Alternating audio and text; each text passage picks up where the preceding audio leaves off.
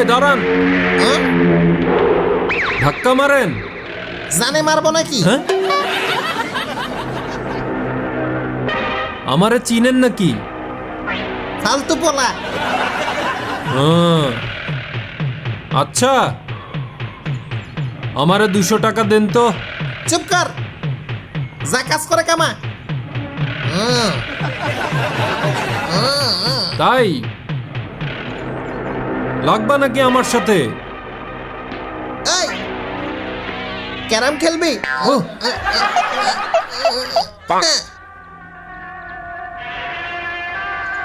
থু, আমার বাপকে তুমি জানো?